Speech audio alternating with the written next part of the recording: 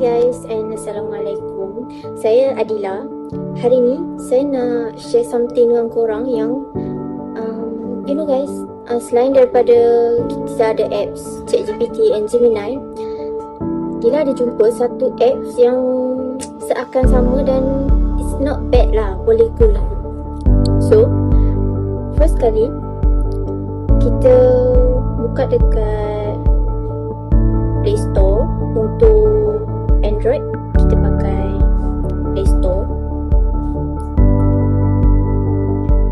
Okay, lepas tu and then kita search Recraft AI.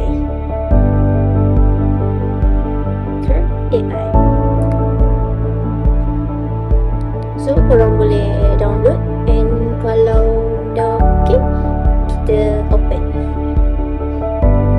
Okay, so kat sini kita boleh create image, create video and macam-macam.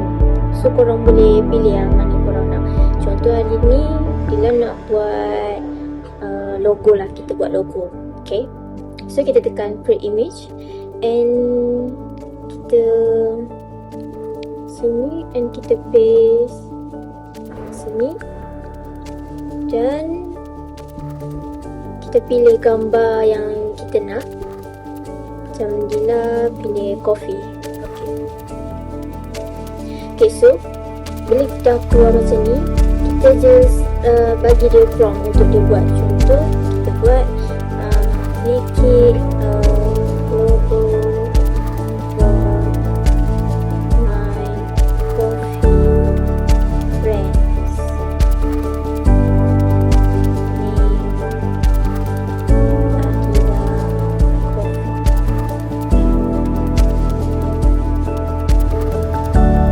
And kita just send je, kita tunggu.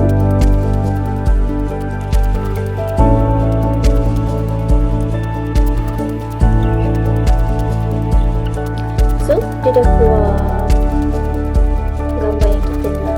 So this is Adila coffee. Dia ada bagi beberapa option, so kita boleh pilih yang mana kita suka, like this one or this one.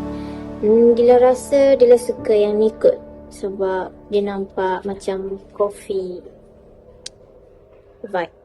Lepas tu kat bawah ni dia ada tulis like anything yang kita boleh nak tambah ke apa ke. So kita just kena bagi dia prompt and dia akan buat dalam kurang 2 minit dia akan buat. So for me apps ni sangat bagus tau, untuk macam nak buat logo ataupun nak buat poster pun boleh. Maybe student perlukan this app, so I think you guys should try this app. And tak ramai orang tahu apps ni, tapi apps ni sangat-sangat best.